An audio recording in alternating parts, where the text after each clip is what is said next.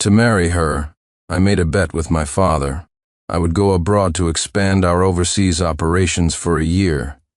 If I hit my targets, I could marry her upon my return. I accomplished the mission in just 10 months, surviving several near-death experiences along the way. When I finally came home, I was told she was getting married today and the groom wasn't me. In disbelief, I went to the wedding, only to see an ambulance parked outside. Paramedics were efficiently lifting her, still in her wedding dress, onto a stretcher. "Hurry, the patient's water is broken." I calculated the dates and thought the child might be mine. But after giving birth, she leaned into Ethan Hale's arms and said scornfully, "I've just given birth to the heir of the Clark family. You? As if you're worthy of fathering my child." The thing is, Ethan Hale was just a stand and my father had arranged to ensure I, the sole heir, grew up safely. I am the real heir to the Clark fortune. Chapter 1. Sincere, you're back? A get-together? Not today, I'm afraid. I'm at a wedding. It makes sense they didn't tell you. After all, Ethan Hale is marrying your ex-girlfriend, and you two were so close. I held the phone frozen in my tracks, my voice turning to ice. Who did you say Ethan Hale is marrying? The person on the other end paused, stunned, but answered honestly. Victoria Vance, your ex. I asked for the address. He was worried I'd cause a scene and told me not to come. I just hung up. My girlfriend was getting married. How could I not be there? I stood at the hotel entrance, staring at their wedding portraits displayed on both sides of the door. She was leaning into another man's arms, smiling so happily. In that instant, I felt like a complete joke. During my 10 months expanding the market overseas, I had made enemies by cutting into other people's profits, putting me in perilous situations multiple times. In my most desperate moments, the thought of returning home to marry her was what kept me going. Now, I was back, but she was marrying someone else. How ironic. My hands hanging at my sides, clenched into tight fists. It was the only way I could suppress the urge to storm in and ruin the wedding. I had no intention of attending. Since this was her choice, I would respect it. I turned to leave, but just as I did, I heard a commotion at the hotel entrance. I looked toward the sound and saw a team of paramedics rushing out of the hotel with a stretcher, and the person groaning in pain on that stretcher was none other than Victoria Vance. Her wedding dress was hiked up, revealing a swollen belly. A paramedic was patiently guiding her breathing. I stood blankly for a moment before the situation sank in. A sharp pain shot through my heart. She was already pregnant with Ethan Hale's child. As I was trying to process this, she was loaded into the ambulance. I overheard some gossip from behind me. I heard Victoria and Ethan haven't been together for very long. You don't think Ethan is raising another man's kid, do you? If so, it must be true love. He's willing to be a cuckold for her. My heart, which had just hit rock bottom, was suddenly in my throat again.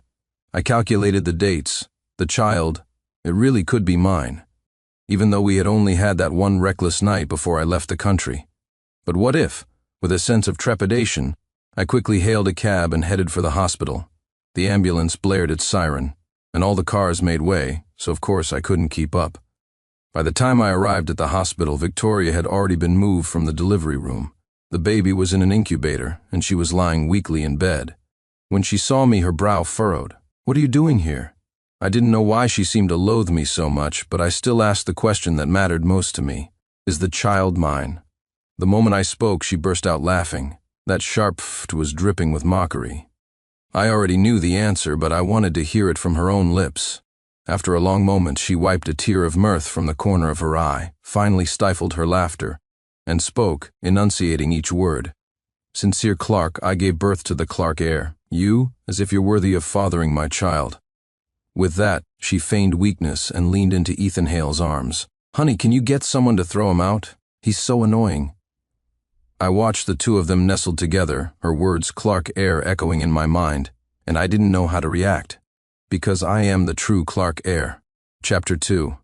When I was born, my father was in the middle of a power struggle with other factions of the family. Fearing his rivals would harm me, he had me and Ethan Hale switch places from a young age. Ethan's entire family signed non-disclosure agreements, and had kept the secret perfectly for all these years. Because Ethan and I grew up together, we had a decent relationship.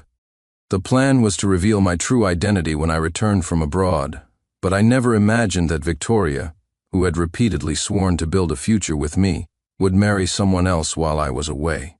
I looked at the blissfully happy Victoria and asked one final question. Did you ever love me? I just wanted the truth. I needed to know if our entire past together had just been a fantasy she'd constructed for me.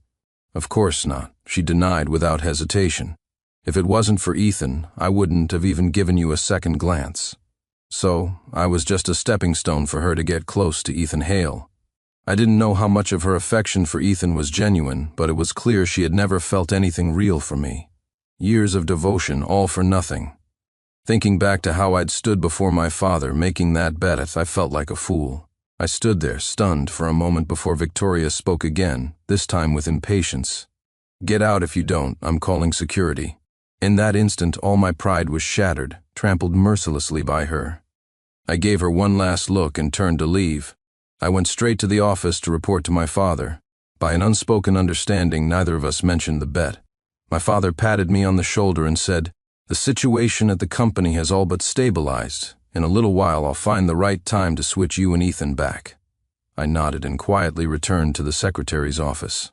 Officially, ever since graduating from college, I had been Ethan Hale's secretary, but behind the scenes I was doing the work of a vice president. I buried myself in work, trying to numb the pain with sheer volume. I worked through the night, my meals sporadic.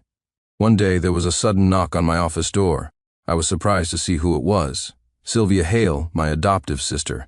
She was carrying a thermos, looking innocent, but I could see the calculating look in her eyes. She poured me some porridge, saying she'd heard I hadn't been eating well lately and had made it specially for me, hoping I wouldn't be angry with her brother. It seemed like she was bringing me food, but she was really pleading on Ethan's behalf. I didn't blame her. She was, after all, Ethan's biological sister. Still, it sent a chill through my heart. I was sure I had always treated her well since we were kids. I lost interest in talking to her and used work as an excuse to send her away. But I never expected to receive a distress call from her that very night. Chapter 3. I was still working late at the office. She suddenly video called me. Though surprised, I answered. However, the face that appeared on the screen wasn't hers, but Victoria's. She should have been at home recovering from childbirth, but her eyes were wide with fury, blazing with malice. There was no sign of a new mother's weakness. The background was strange, too. It looked like an abandoned, damp warehouse. Just as I was about to ask why she had Sylvia's phone, she helpfully turned the camera around, pointing it at a woman tied to a chair. Sylvia was bound tightly with ropes, her cheeks swollen and red, a trickle of blood at the corner of her mouth. She had clearly just been beaten. I frowned and asked what she thought she was doing, telling her to let Sylvia go immediately. She snorted. "Sincere Clark, I didn't want to pick a fight with your sister, but she just doesn't know what's good for her. I warned her to stay away from Ethan Hale, but she wouldn't listen. And today I caught her bringing him porridge." "What?" "Trying to swoop in while I'm recovering. Today I'll let you, her brother, see what happens. If you can't control your sister, I'll do it for you." With that, she propped the phone up on a nearby oil drum, picked up a tube from the side, and strode towards Sylvia. I stared for a moment before I realized what she was holding, a feeding tube, and next to her was a container of porridge. From the looks of it, Victoria was going to force-feed Sylvia through the tube. She used to be a nurse, and I remember her telling me that intubation is an excruciating process. The tube goes through the nasal cavity, down the throat, and into the stomach. Even with anesthesia, patients find it difficult to breathe. And now she was going to do it to Sylvia without any anesthesia. Even if she was jealous, this was going far too far. What's more, I'd heard she had resigned from the hospital a long time ago. Whether she still had the skills was questionable. This was a matter of life and death. I roared at the screen. She's Ethan Hale's sister, his biological sister, but my words only made the malice in her eyes burn brighter. She said his precious sister, more like. Chapter 4. Victoria didn't believe me, single-mindedly forcing the feeding tube into Sylvia's nostril. Seeing that I couldn't stop her, I swiped down on my phone and hit the screen record button. At the same time, I used my spare phone to call Ethan Hale and asked a colleague in the IT department to trace Victoria's location. The IT guy was fast. By the time I was driving out of the underground garage, the address was on my phone. While waiting at a red light, I forwarded the address to Ethan and glanced at my phone screen. In the video, Victoria was ignoring Sylvia's agonized whimpers, using a syringe to draw up the porridge and forcing it down the tube.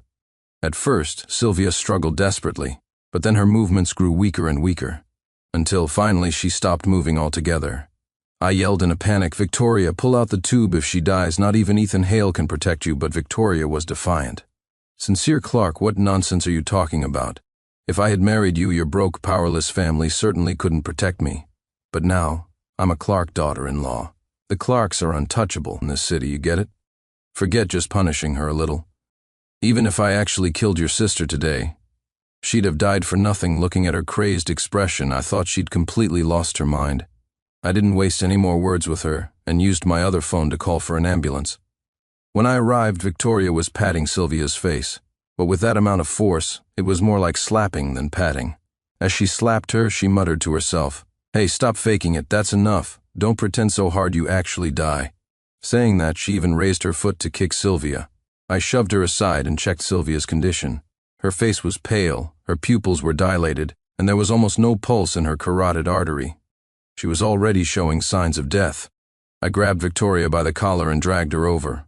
"Pull out the feeding tube, now she's dying." She clearly hadn't expected me to be so rough with her and stubbornly defied me. "I won't." She was a lost cause. I threw her aside and decided to do it myself.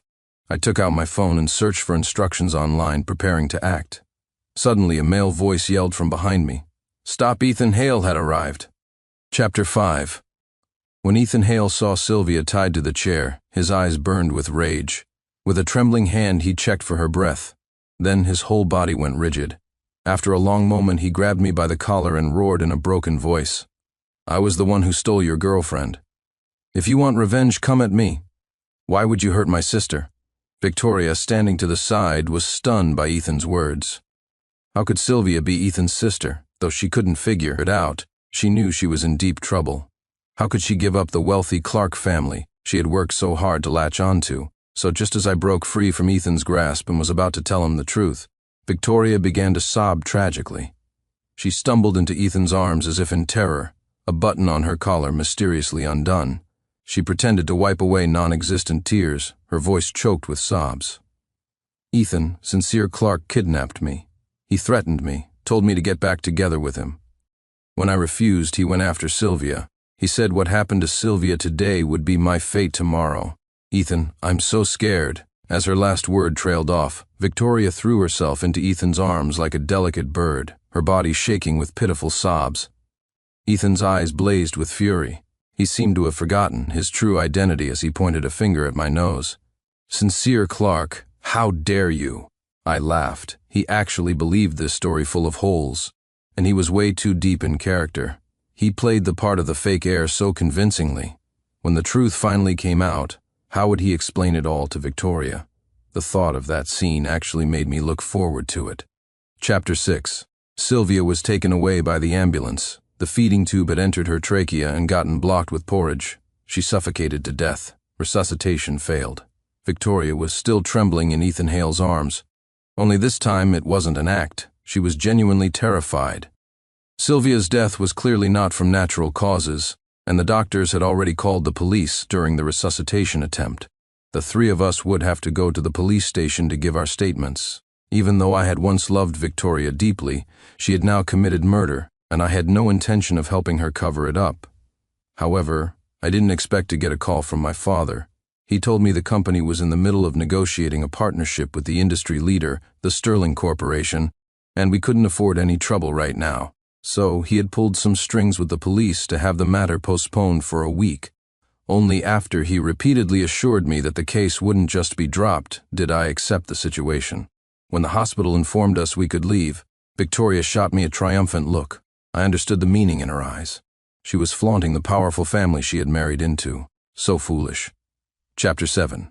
The next day I went to the police station to pick up my new ID. With my official return to the family imminent, my father had arranged for my residency registration to be transferred in advance. My name was also changed. My last name was now Clark. It should have been a quiet affair, but as I was leaving the station, I ran into Victoria, who was out for a walk with her baby in a stroller. She glanced at the police station behind me, her eyes wary. I got in my car to leave, but she blocked my door. "What were you doing at the police station?" "Business," I said. She kept prying. "What kind of business?" I knew what she wanted to know, of course, but I didn't feel any obligation to enlighten her. "What's it to you?" She was offended by my arrogant attitude and threatened me. "You're a secretary under Ethan. I suggest you be more polite to me, or I can have you fired in a heartbeat." I sneered. "Is that so? I'd actually like to see that." With that, I pushed her aside, opened my car door, started the engine, and drove off.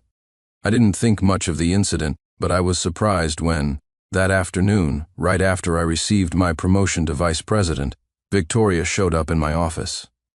She had a colleague from the secretarial pool with her, and she ordered the person, "Come here and throw all his things out." I leaned back in my chair, watching the arrogant woman before me with amusement. "Victoria, this is a corporate office. It's not a place for you to throw a tantrum." She tossed her long hair and put her hands on her hips. "As the esteemed Mrs. Clark, do I need to file a report just to fire a secretary like you?" Just then, there was a knock on the office door. The director of HR stood at the entrance and nodded at me. "Mr. Clark, your new office is ready. Shall I send someone to help you move your things?" Hearing this, Victoria thought Ethan Hale had arrived. She quickly turned around, but seeing no one, she looked back confused. She was already on edge, and hearing the HR director inexplicably call me by her husband's title, she marched up to the director and demanded, "Are you blind? Where is Mr. Clark?" The HR director was baffled by being dragged into this. I waved her away. Victoria tried to chase after her to continue yelling, but I blocked her path and said nonchalantly, "Victoria, you've been married to Ethan Hale for this long. Did he ever tell you his real last name is Hale? He's nothing but my stand-in. I am the real Mr. Clark." Chapter 8. Victoria looked as if she'd just heard the funniest joke in the world and burst out laughing. "Sincere Clark, did the fever fry your brain? Even your daydreams should be a little more realistic. I know you've always been jealous of Ethan's background, but there's no need to tell such an obvious lie, is there?" I couldn't be bothered to argue with her. I just pressed the intercom button. "Ethan Hale, come to my office." Hearing me, she snapped, "Ethan is your superior. Is that any way to talk to your boss?" My office and Ethan's were close. Just as she finished speaking, Ethan walked in.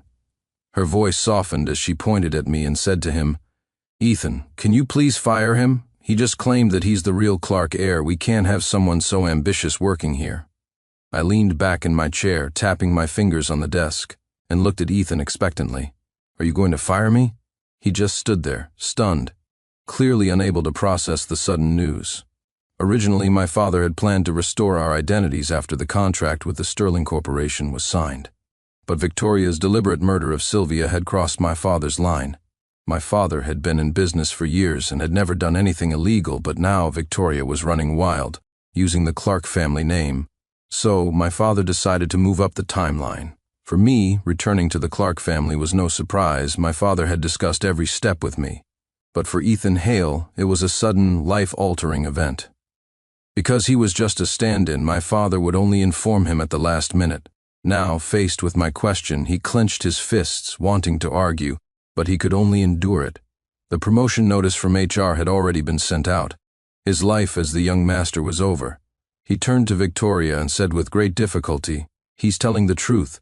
He is the real Clark heir." Hearing Ethan's words, Victoria froze, staring at him for a long time. Suddenly, she grabbed his sleeve desperately, her voice urgent. "Ethan, you're lying to me, right? You've lived in the Clark household since you were a child. How could you not be the Clark heir?" Her eyes were filled with a mixture of terror and determination as she waited for Ethan to give her the answer she wanted. But Ethan shook his head again. Her strength suddenly drained away. She staggered back a step, her gaze shifting between me and Ethan. Finally, she collapsed onto the floor, pointing a trembling finger at me, and burst into tears. I could see her regret, and so could Ethan.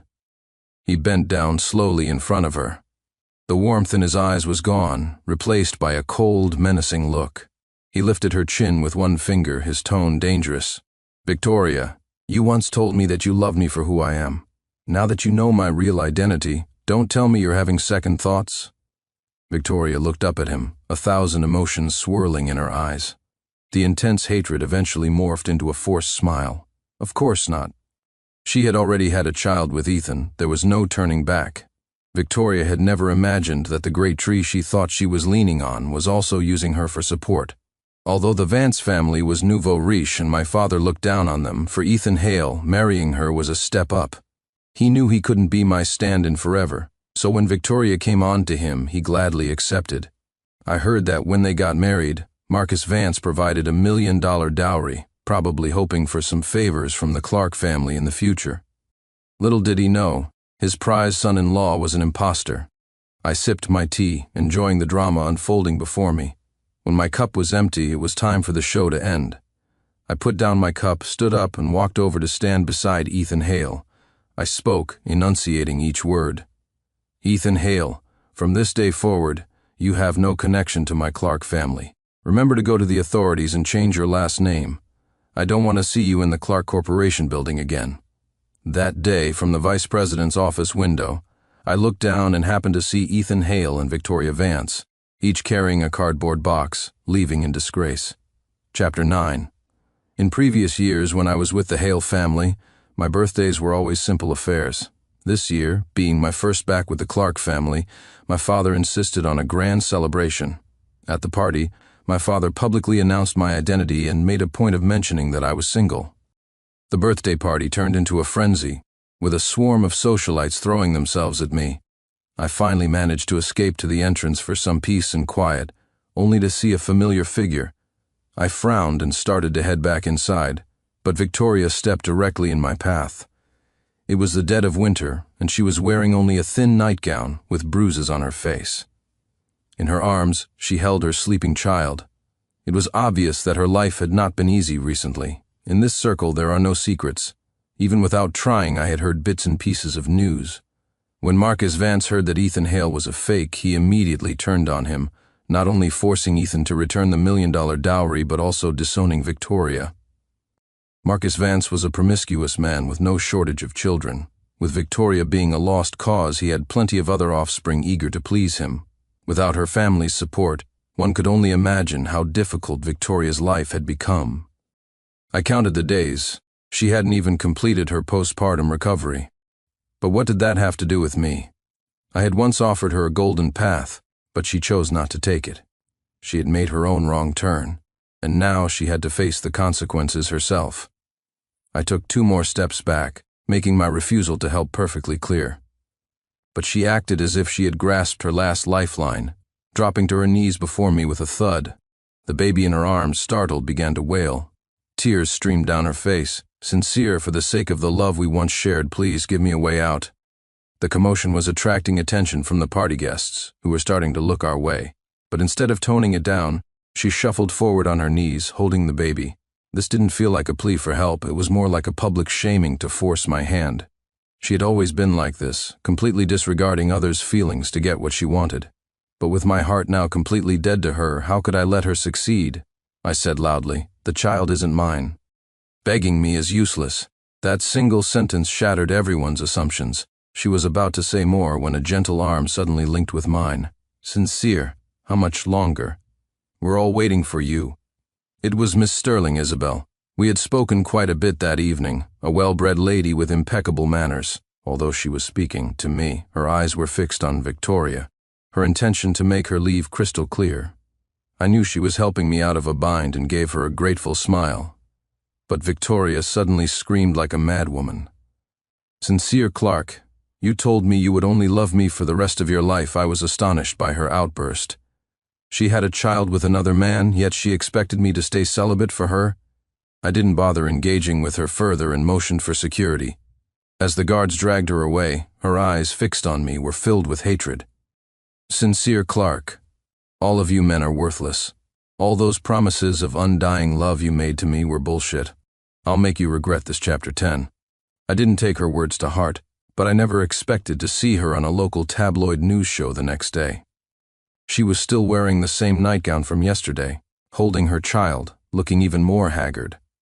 The bruises on her face seemed to have been deliberately accentuated by the makeup artist, making them look horrifying. She was sobbing and crying for the camera.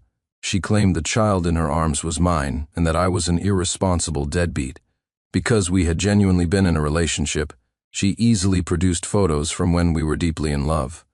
This tabloid show was known for its sensationalism and had a large viewership. Instantly, the hashtag Clark Air is Scum became a trending topic. My father called to ask if I needed help handling it, but I declined his kind offer. I knew exactly what she wanted. But I was no longer the deeply devoted young man who would have plucked the moon from the sky for her if she'd asked for the stars. She had betrayed me more than once, and this time I wouldn't go easy on her. Her call came, right on schedule. She felt no guilt for slandering me. In fact, she was completely unapologetic. "Sincere Clark, I begged you, but you refused to help me. So I had to help myself. $10 million, that's all I want. Give me $10 million and I'll tell the public the truth. I hear the Clark family is in the middle of negotiating a major contract. I don't think you'd want a scandal at a time like this, would you?" She had done her homework, certain that by exposing this now, I would be powerless against her. But, as before, she was naive, or rather foolish. She only thought about using the power of public opinion to pressure me, but never considered that public opinion could also become a weapon turned against her. Faced with her blackmail, I simply said, "No money." Those two words completely enraged her. She became hysterical on the other end of the line. I calmly pressed the record button, listened for a moment, and then hung up. The public outcry continued to grow. Since I hadn't made a statement, Victoria soon dominated the narrative. Many brands, seeing her newfound traffic, approached her for collaborations. She landed several ad deals with baby product brands, and even started live streaming to sell products. Ethan Hale, apparently seeing the value in this, joined her, starting to sensationalize my relationship with Victoria. He claimed to be a mutual friend of ours who had witnessed our entire love story unfold, calling himself our biggest shipper. When I saw that statement, I genuinely laughed for a long time. I had never seen a shipper marry one half of the couple himself. Ethan Hale requested a private meeting with me. He was a bit smarter than Victoria, not calling me and even choosing a restaurant he trusted. He said, "I know I'm no match for the Clark Corporation. You killed my sister, and your father can protect you. But my sister can't have died for nothing. You should at least offer some compensation, right? Otherwise, even a cornered rabbit will bite." He slowly cut his steak, a rare steak with blood pooling on the plate. Just like what he was doing now, capitalizing on his own sister's death. His sister was dead, and his first thought wasn't to seek justice, but to extort me for money. Right now, the contract negotiations with the Sterling Corporation were proceeding smoothly, and I was absolutely confident I would secure the deal. I didn't even glance at the steak in front of me. I stood up and refused him flatly. "If you're a man, you'll get justice for your sister." On the way back, my assistant held up a tablet and asked, "Sir, the topics related to you and Victoria Vance are occupying 5 of the top trending spots. Should we intervene?" I shook my head. "Not yet. Let's let this play out a little longer." I went to see Mr. Sterling privately, presented him with all the evidence to prove my character, and explained my plan. He was very pleased with my strategy, and we immediately finalized the contract details, agreeing to sign. Chapter 11. On the day of the signing ceremony, I invited a large number of media outlets. Just as Mr. Sterling finished his speech and was about to sign the contract, a commotion erupted in the venue.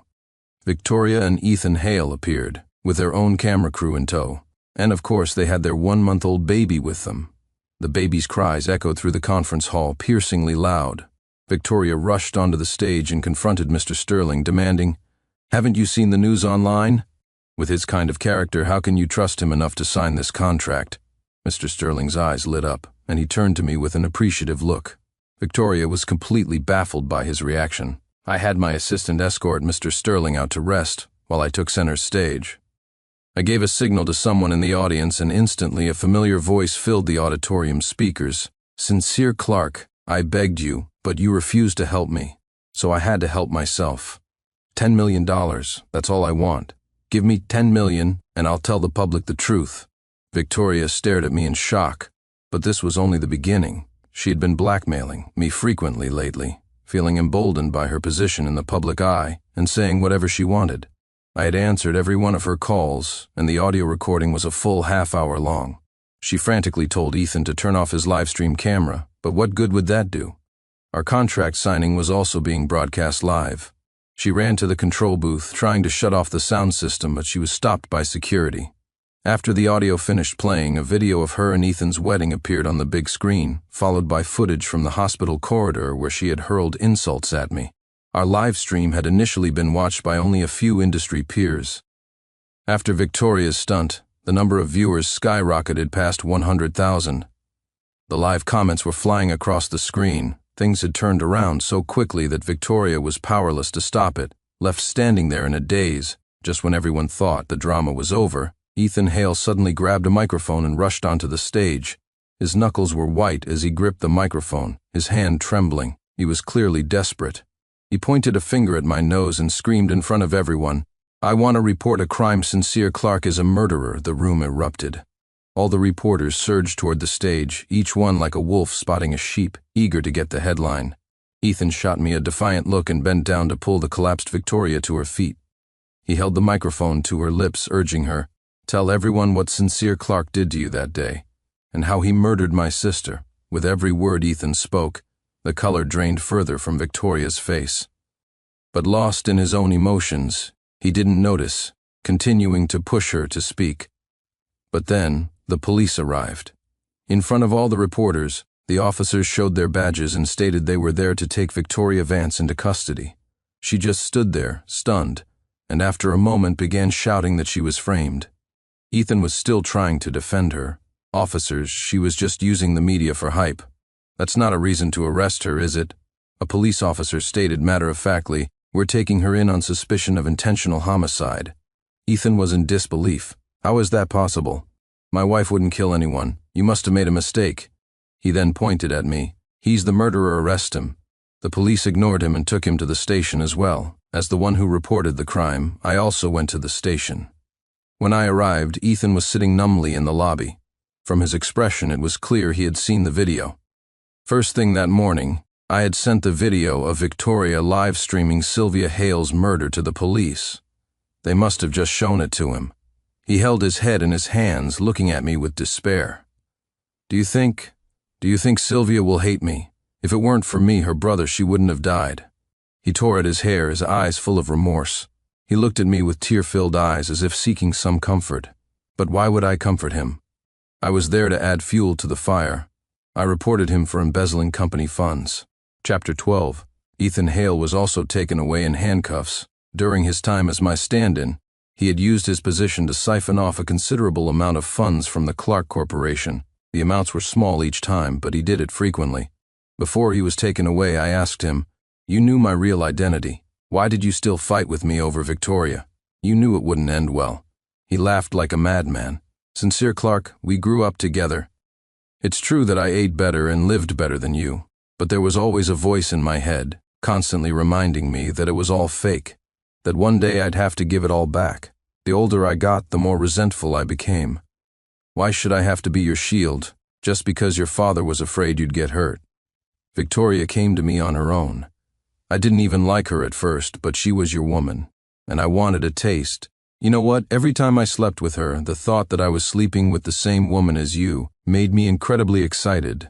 He was still talking, but the police were already leading him away. In the end, it was his own resentment that destroyed him. The day Victoria was sentenced to life in prison, I received a call from the police. They said she insisted on seeing me one last time. I went.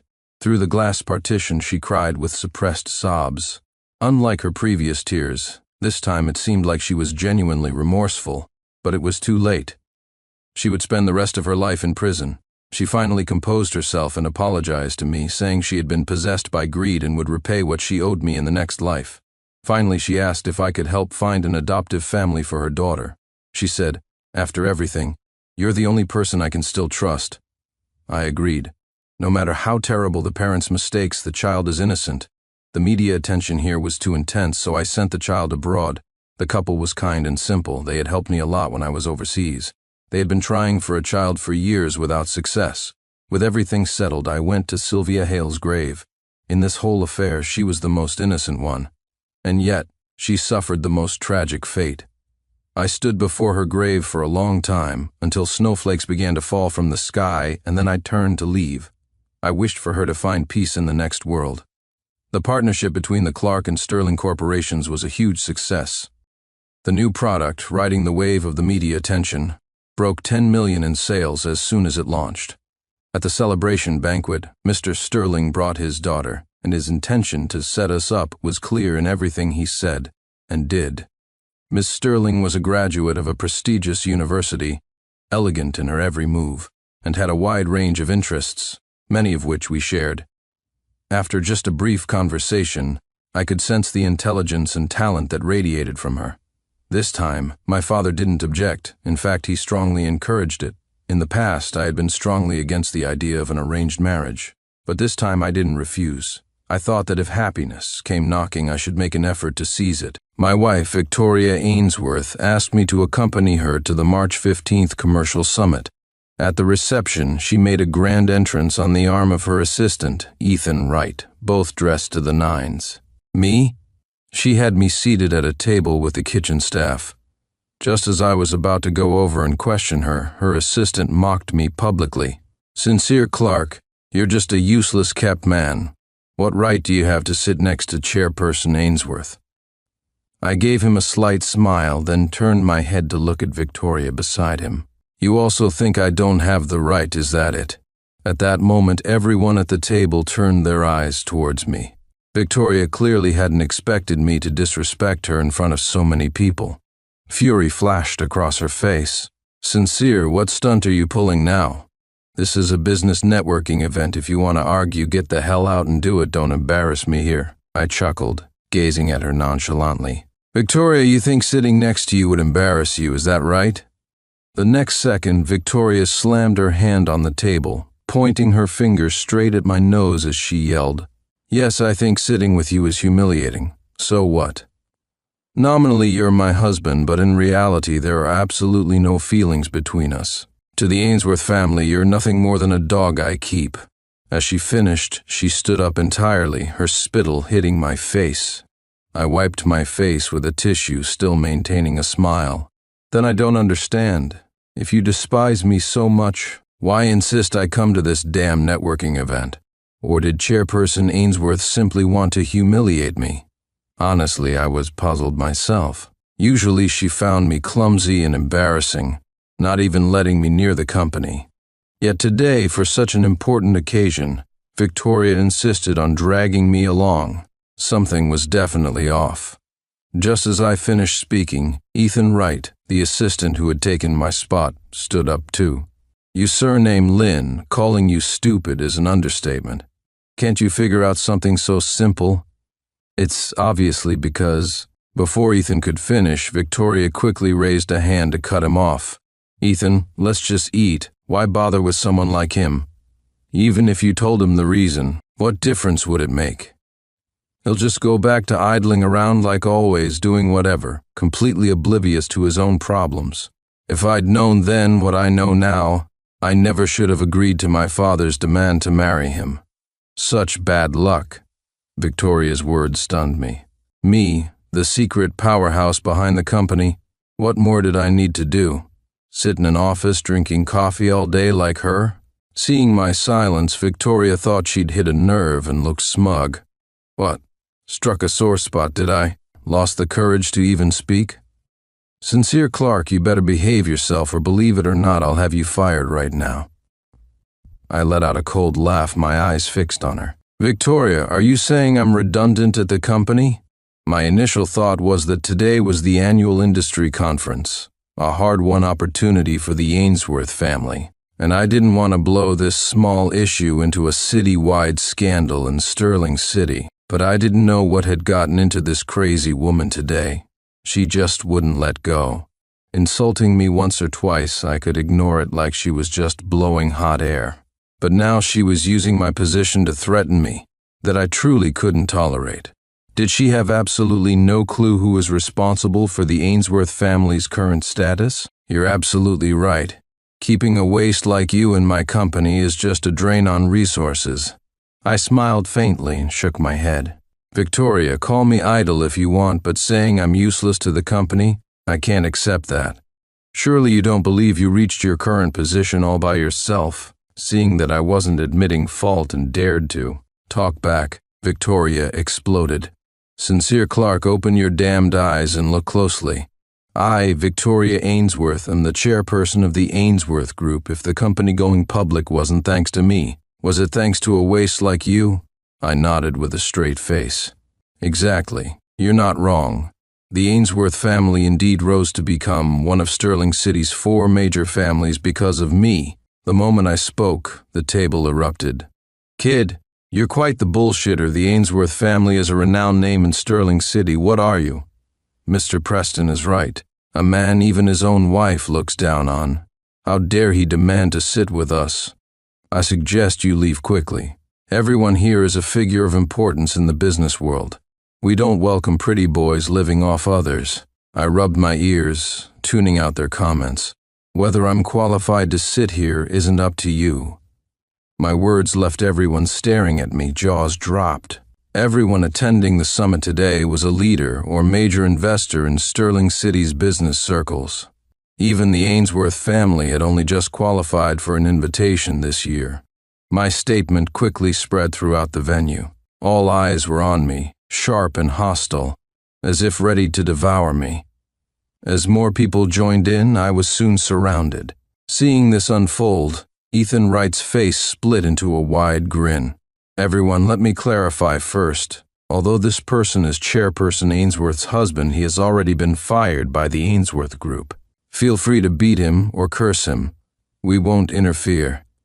Hearing the assistant's words, I almost burst out laughing. Ethan, I suggest you don't rush to distance yourself from me just yet. Then, I gave him a sudden smile. Without me, the Ainsworth Group will go bankrupt in less than 10 minutes. Believe it? As soon as I said it, Ethan slammed the table. Sincere Clark, are you dreaming? A moocher like you thinks you can bring down the company? That's utterly delusional. I nodded, looking at him calmly. It's the truth. If you don't believe me, feel free to test it. Ethan raised an eyebrow, scoffing. Try me. Someone who doesn't even know their own worth. How dare you posture in front of me? I wasn't angered by his words. Instead, I remained composed. Sorry, I'm not like you. I, Sincere Clark, never rely on others. This statement caused the faces of the business leaders at the table to change instantly. I wondered who was acting so high and mighty. Turns out it's just the Ainsworth family's lapdog. Well said, just a kept pretty boy, daring to mock others. He's simply humiliating himself. Everyone here is worth millions, maybe tens of millions. You probably don't even have $100 on you. I cleared my throat lightly, my gaze sweeping across the room. You're mistaken. I'm not looking down on others. I'm looking down on every single one of you here. Though I might not understand business intricacies, I at least knew basic human decency. Since entering the venue, these so-called business elites hadn't been discussing company growth, but rather opportunistic schemes. One guy cutting employee wages today, another evading taxes tomorrow. With bosses like them, their companies were probably not far from closing down. My declaration instantly made me the target of everyone's ire. Even the host, Marcus Hayes, couldn't stand it anymore. Sir, this is a business summit. People like you are not welcome here. I slowly looked up at the stage. Oh, what kind of person am I? Why don't you elaborate? Before the host could speak, Ethan Wright rushed onto the stage and snatched the microphone. Sincere Clark, you're just a moocher. His words boomed through the speakers, reaching every corner of the hall. The business leaders at my table stood up, applauding, watching me with schadenfreude. Even Victoria, who hadn't spoken for a while, joined in the applause. Seeing this scene, I finally understood Victoria's real reason for bringing me here. She just miscalculated. Using others to do her dirty work wouldn't affect me in the slightest. Even looking across all of Sterling City, no one was qualified to look down on me. Seeing my silence, Ethan thought I was scared and raised the microphone again. Hey Lynn guy, now do you understand why Chairperson Ainsworth didn't want you at her table? Halfway through, he suddenly grinned. Because you're simply not worthy. I stared at him coldly, my voice devoid of emotion. All right, the charade has gone on long enough. Spit it out. What's the real reason you brought me here? Assistant Wright eyed me with a malicious grin for a long moment before speaking slowly. Since you figured it out, I won't pretend anymore. To tell you the truth, Chairperson Ainsworth brought you here hoping you'd realize your place and stop clinging shamelessly to the Ainsworth family. I put my hands in my pockets, smiling faintly. And then? Assistant Wright looked me up and down, his expression contemptuous. Chairperson Ainsworth wants to divorce you. I paused for a few seconds, then turned back to look at Victoria. Is what he said true? Do you really want to divorce me? Victoria arched an eyebrow, looking at me disdainfully. Ethan is right. I've wanted to divorce you for a long time.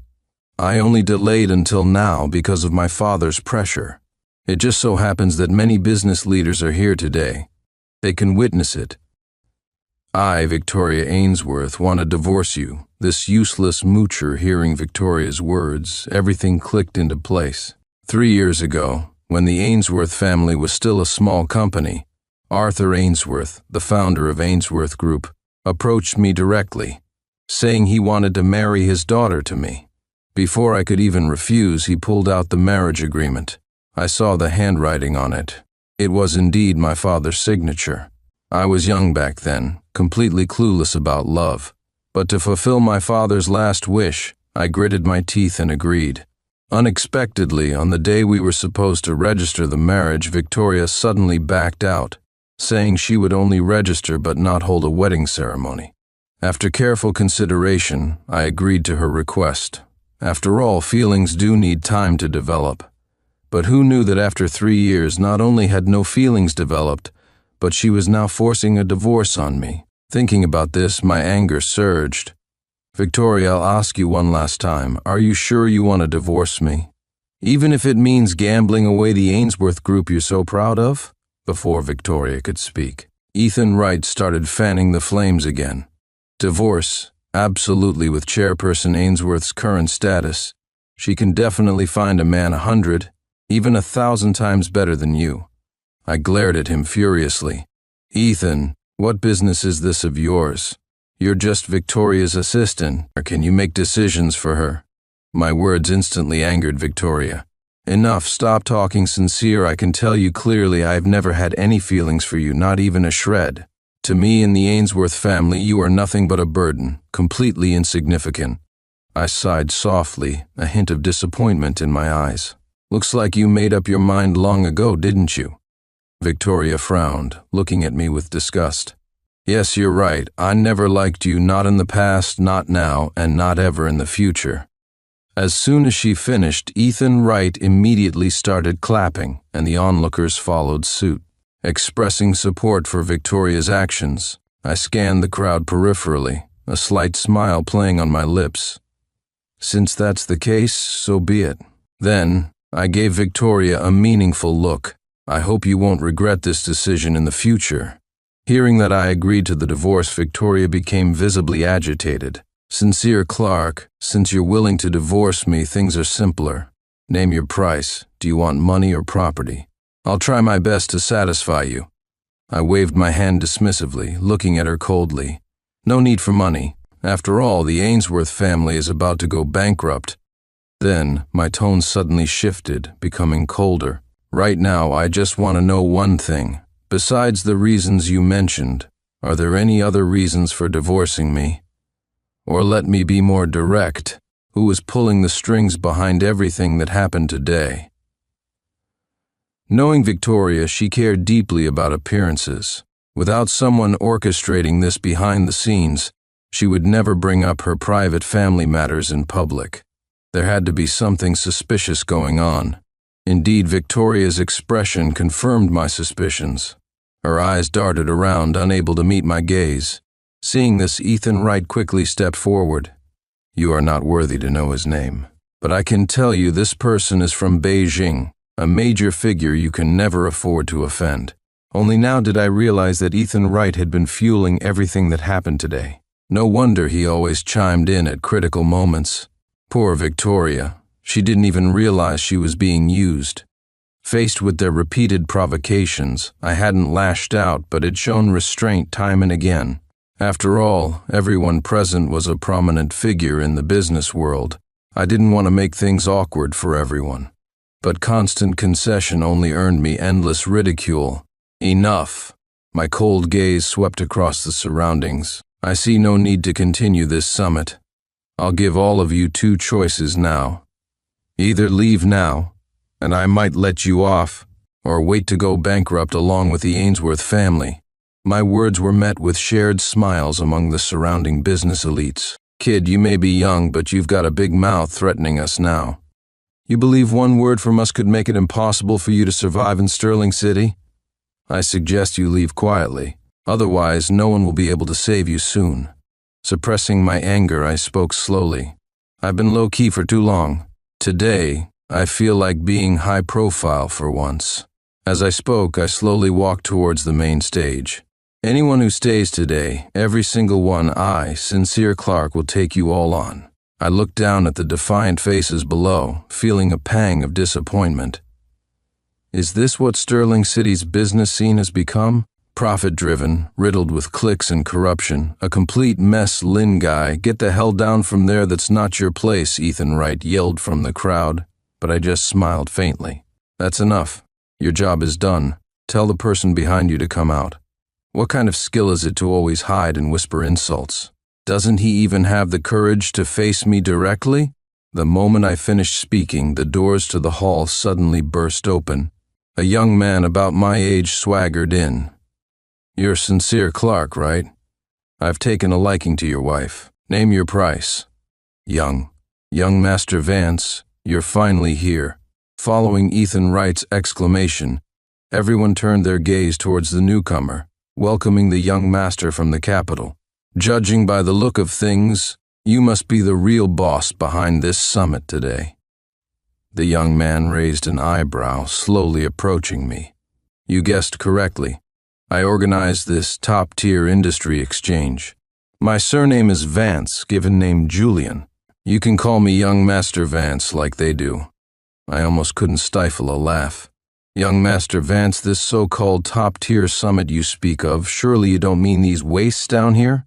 From my perspective, your summit isn't all that impressive. My words were a slap in the face to everyone present. These Sterling City business people valued their pride above all. If not for young Master Vance stopping them, I probably would have been torn apart already. Mr. Clark, I came here today in good faith. I hope you can show me some respect. Hearing him, I was momentarily baffled.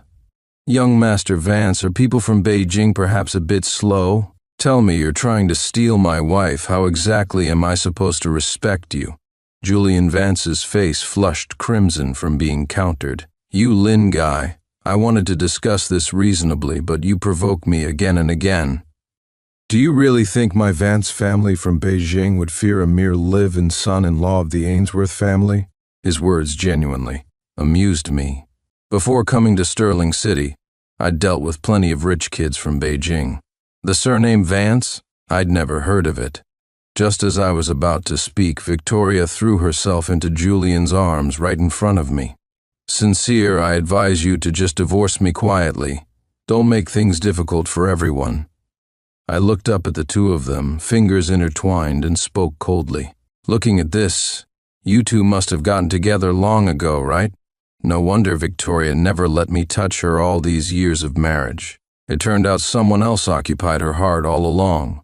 The moment I spoke, Victoria's expression changed instantly. You're talking nonsense. Julian and I have known each other since childhood. We've always been boyfriend and girlfriend. If my dad hadn't forced me to marry you back then, I never would have done it. Her words left me completely stunned. Since when did Victoria have a boyfriend? Why didn't Arthur Ainsworth tell me back then? Had he deceived me? Though I hadn't figured out when these two got together, Victoria was still legally my wife. I couldn't possibly wear this green hat. Victoria, we aren't divorced yet, and you're embracing another man right in front of me. Do you have any respect for me at all? I kept my eyes fixed on her as I spoke. She couldn't meet my gaze. Just then, Julian Vance pulled her into his arms protectively, playing the hero. What cheating? You're just upset about the money, aren't you? Name your price, I have plenty of money. I watched this arrogant young master from Beijing, who clearly didn't know his place, as if watching a clown. Julian Vance, don't say I didn't warn you. If Victoria dares to divorce me today, within half an hour at most, both the Vance family and the Ainsworth family will go bankrupt. As soon as I finished, Victoria eagerly stepped forward. You Lin guy, stop trying to scare people. What makes you think you can make us go bankrupt? Young Master Vance could crush you with a flick of his finger. If I hadn't been trying to figure out the situation, I would have slapped her right then and there. Victoria's words drew roaring laughter from the crowd. See, I told you. A pretty boy like him with no background and no money, his wife was bound to run off with someone else eventually. Exactly. Look at the clothes he's wearing. How dare he even show up at the summit? Right. In terms of background and wealth, young Master Vance, the sole heir of the Beijing Vance family, leaves him 100 miles behind. The people around kept flattering Julian Vance, yet not a single person spoke up for me. It seemed in their eyes I was now just a circus clown for their amusement. But I wasn't worried. The best part of the show needs to be savored slowly. In front of everyone, I took out my phone and dialed Arthur Ainsworth's number. Hello, Mr. Ainsworth, is that you? I have a question for you. Is it true that your daughter has a boyfriend? On the other end of the line, Arthur Ainsworth was clearly stunned for a few seconds, then spoke cautiously. Mr. Lin, please let me explain first, Victoria. She. Impatiently, I cut him off before he could finish. I don't want your explanation right now. Just tell me, does she have a boyfriend or not? By the end, I was almost roaring. Mr. Lin, please calm down. It's not what you think. Victoria was young and foolish back then, but I assure you, my daughter and he had already broken up before she married you. Arthur Ainsworth's words hit me like a ton of bricks. I couldn't believe I had been the backup plan for so many years, and I'd foolishly helped the Ainsworth family grow all this time. Rage boiled inside me, and finally I bellowed into the phone, I'll give you 20 minutes. If you don't get here, I'll ensure the Ainsworth family never gets back up. With that, I hung up, my eyes bloodshot as I glared at the pair before me. Good, very good. The Vance family from Beijing, is it? Let's see what you can do to me today. As soon as I finished speaking, I rolled up my sleeves and landed a heavy punch squarely on Julian Vance's face. This young master from the capital, accustomed to a pampered life, had no time to react and was knocked to the ground on the spot. Everyone present witnessed this, their jaws hitting the floor. Holy crap, this kid's got a death wish. He actually dared to hit a Vance family scion. Isn't that the truth? If I were him, I'd just quietly divorce Chairperson Ainsworth. Why resort to violence? Daring to hurt someone from the Vance family. Not even Jesus could save him today. As the surrounding chatter grew louder, Victoria was the first to realize her boyfriend had been hit by me. She quickly helped Julian up, then turned her head, glaring viciously at me. You Lin guy, how dare you lay a hand on young Master Vance? The Vance family will not let you go. I waved my hand dismissively. Victoria, you've got it backwards. The question now isn't whether the Vance family will let me go, but whether I will let you go. My words had just left my mouth when Julian Vance came to his senses. He rubbed his jaw, then slowly lifted his head, his eyes bloodshot as he stared at me. You little punk, you dare hit me? I'll take your life today with that, he yelled towards the back, and instantly a group of men in black suits swarmed into the hall. Get him, I want this guy dead today. At Julian's command, the group charged towards me instantly. Stop right there. Just as they were less than a meter away, an urgent voice came from the doorway. Curious, everyone turned around to see a portly, middle-aged man running towards me, drenched in sweat. Isn't that the founder of the Ainsworth Group? What's he doing here? Seeing the scene before him, Arthur Ainsworth's face turned deathly pale. He ran up to me, panting, and bowed deeply. Mr. Lin, are you all right? Are you injured? I glanced down at the time. Exactly 20 minutes. Mr. Ainsworth, you arrived just in time. Your daughter's boyfriend was about to attack me. How you handle this matter will determine the survival of the Ainsworth family. You decide. Arthur Ainsworth's attitude was extremely sincere, and he reacted immediately. A sharp smack echoed. 5 bright red finger marks instantly appeared on Victoria's face. You idiot, do you have any idea what you've done? Apologize to Mr. Lin right now. Victoria was clearly stunned by the slap, looking bewilderedly at her father. Dad, are you getting senile? Why did you hit me? It was clearly Sincere who hit young Master Vance first. Why are you lecturing me instead of him? Seeing this, the fire in my heart subsided slightly. But this alone was far from enough. The Ainsworth family still owed me an explanation. Arthur Ainsworth glared at his daughter furiously and slapped her again. You still have the nerve to ask me why? Mr. Lin has his reasons for hitting someone. Even if he were hitting you today, I would have absolutely no complaints. Saying this, he turned back to me, offered an apologetic smile, then turned around again. Today, anyone who dares touch Mr. Lin must step over my dead body. I had to admit, Arthur Ainsworth handled things 100 times smarter than his daughter. His words were firm and powerful, but Victoria's mind was a mess. She couldn't understand why her own father would openly oppose the Vance family from Beijing for a mere live-in son-in-law like me. Unfortunately, only a very few knew the real reason. Uncle Bai, Mr. Ainsworth, surely you recognize me. I'm Julian Vance. You even visited my home when I was a child. Are you certain you want to offend the Vance family to protect this pretty boy? Behind me stands the entire Vance family. If you offend me, future cooperation with your company might become very difficult.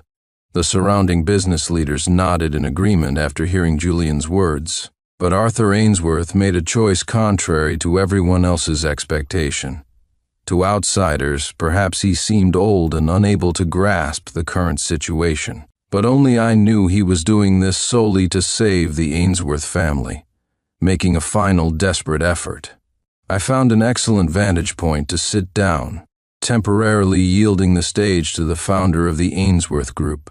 Arthur Ainsworth's performance indeed did not disappoint me. In front of half of Sterling City's business elite, he pointed at his own daughter's nose and cursed loudly, disregarding his image. Victoria, I now command you, as the head of the Ainsworth family, to apologize to Mr. Lin immediately. If you refuse, I will have to resort to family discipline. Then he straightened his back and stood protectively in front of me.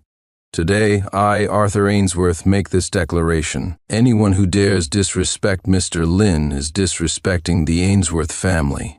Arthur's words were like the last straw breaking the camel's back in Victoria's mind. On one side was the Vance family from Beijing, on the other, her own father. She dared not offend either. Just as she was torn, Julian Vance stepped forward. He slowly walked up to me, his eyes filled with killing intent.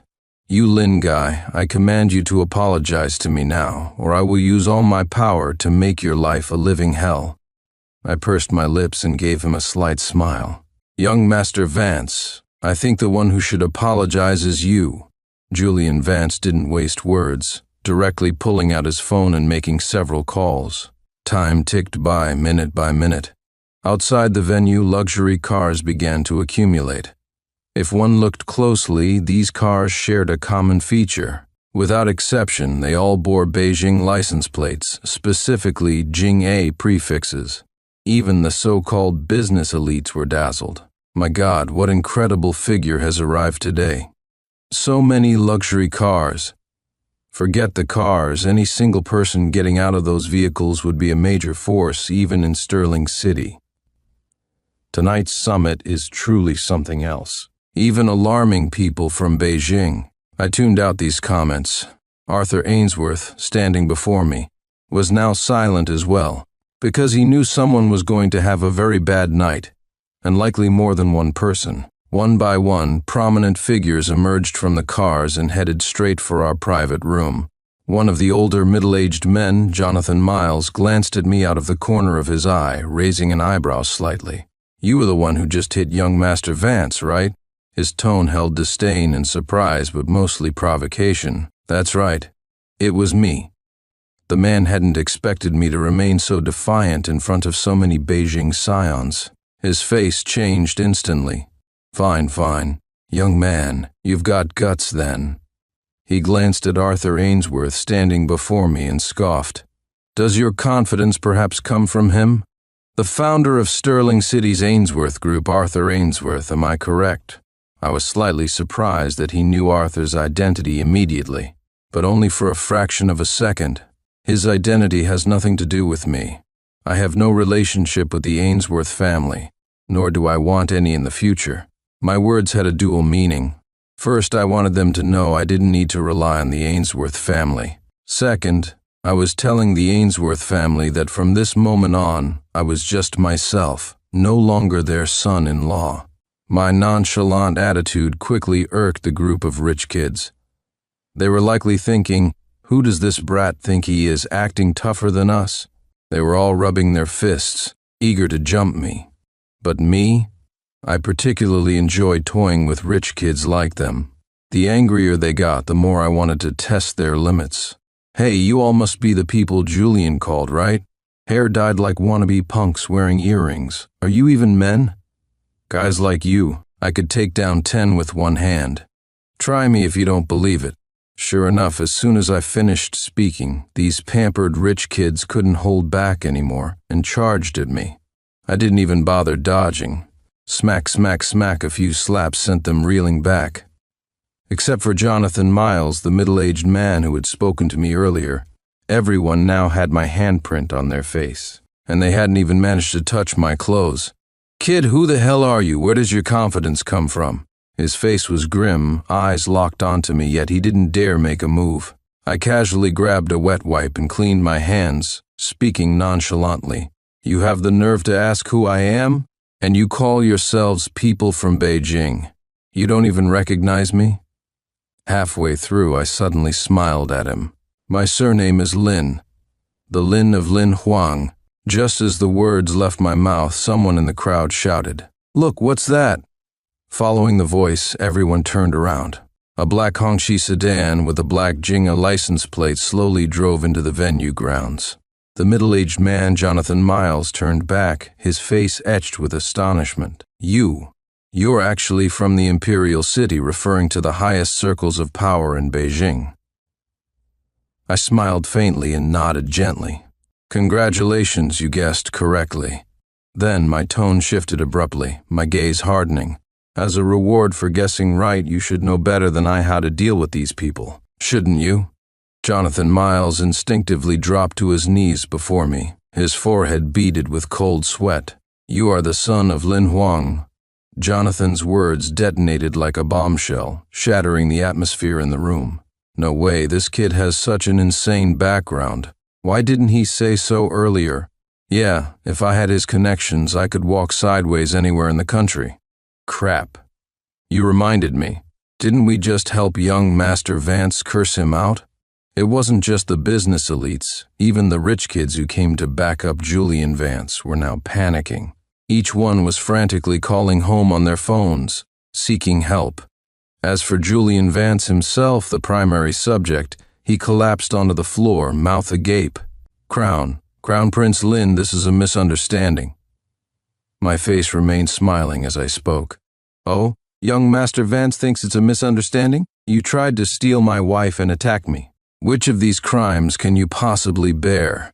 My words made him wet his pants on the spot. Yes, it's a misunderstanding, absolutely a misunderstanding. I don't even know your wife, Victoria Ainsworth, with that. He scrambled towards Victoria. Smack, smack, before Victoria could process what was happening. Blood trickled from the corner of her mouth. She looked up, utterly bewildered. Young Master Vance, why did you hit me? Hearing Victoria still call him by name, Julian kicked out viciously. Don't fucking call me that, I barely know you, we just made mud pies together as kids, the moment the old man in the traditional Chinese suit walked in. Everyone in the room, except me, broke into a cold sweat. Just then, Ethan Wright, who had been quiet for over an hour, knelt directly before me. There were yellow stains on his trousers. Crown Prince, I was wrong, I was blind and didn't recognize your greatness. Please, give me another chance. From now on, I'll be your dog. Tell me to bite someone and I'll bite. I pinched my nose and shook my head. Ethan, while I'm still in a decent mood, disappear from my sight immediately. Even if you offered to be my dog, I'd find you disgusting. As soon as I finished, Ethan scrambled away, tail between his legs. Victoria was the last to grasp the situation, and she burst into tears. Husband, I was wrong. I was just momentarily confused. I still love you deep down. Can we reconcile? Didn't you want a wedding? I'll arrange it as soon as we get back, she pleaded. banging her head repeatedly on the floor. Too late. It's too late for anything you say now. From the moment you asked me to attend this summit, we were already over. Victoria, the person you love was never me, nor was it Julian Vance. You love money, power, and anything that makes you feel important. My words pierced her like knives. Victoria fell silent. Seeing this, Arthur Ainsworth tried to plead with me, but I silenced him with a harsh glare. A woman who has cheated is beneath me, Sincere Clark. After tonight, the Sterling City business world underwent a major reshuffle. All the bosses who had mocked me alongside the Ainsworth family were collectively forced out. Many years later, when I visited Sterling City again, the Ainsworth family was nowhere to be found. End of story.